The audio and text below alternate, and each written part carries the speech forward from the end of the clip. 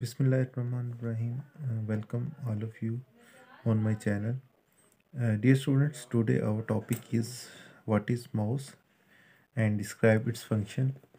Uh, in last lecture, we study pointing devices, what are pointing devices, and we study about different examples of pointing devices. Today, in this lecture, I will discuss some detail about different pointing devices.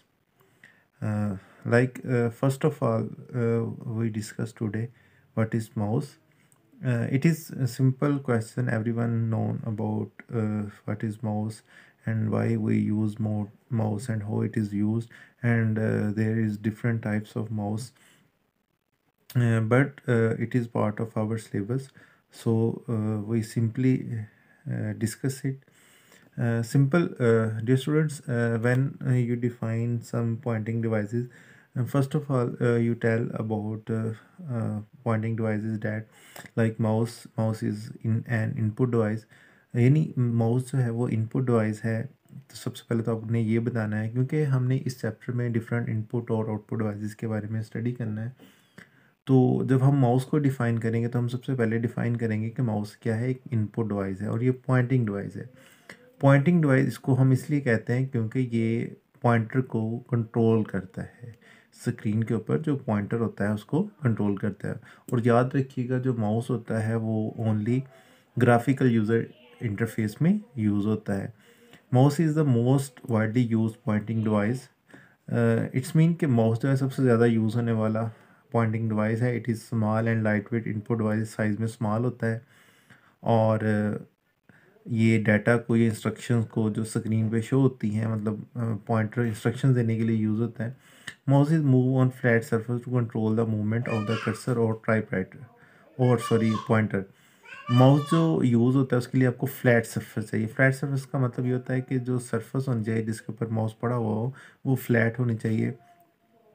It is attach to the computer by a cable और wireless connection. Dear student, जैसे मैंने अभी आपको पहले बताया था कि mouse की डिफरेंट टाइप्स होती हैं। कुछ माउस वायर के थ्रू कनेक्ट होते हैं कंप्यूटर के साथ और कुछ वायरलेस भी होते हैं, लाइक ब्लूटूथ के साथ आप अपने कंप्यूटर या लैपटॉप के साथ उनको कनेक्ट कर सकते हैं। और माउस का इस्तेमाल जो होता है वो वेरी मतलब ईजीली आप इसको यूज़ कर सकते हैं ग्राफिकल एप्लीकेशन में। अब इसके स्ट्रक्चर को हम डिस्कस करते हैं। जो माउस का स्ट्रक्चर होता है, अ माउस यूजली हैज़ 2 और 3 बटन। माउस पे 2 या 3 से ज़्यादा बटन्स होते हैं।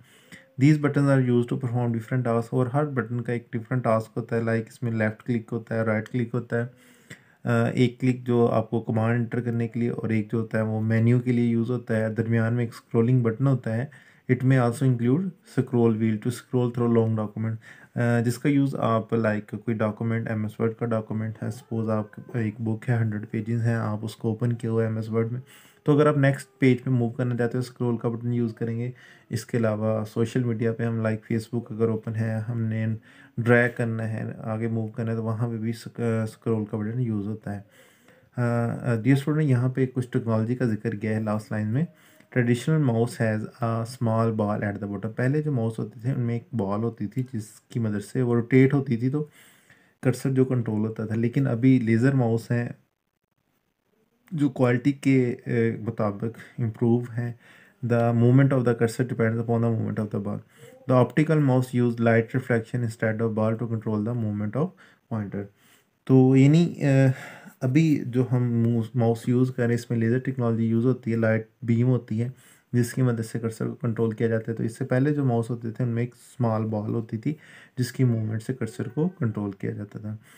तो डियर स्टूडेंट्स, ये था आज का हमारा टॉपिक जिसमें हमने एक इनपुट डिवाइस माउस को डिस्कस किया और इसके फंक्शंस को डिस्कस किया। उम्मीद करता हूँ कि आपको लेक्चर की समझ आई होगी। अगर कोई भी क्वेश्चन है तो आप कमेंट बॉक्स में कमेंट कर सकते हैं। अल्लाह हाफिज़।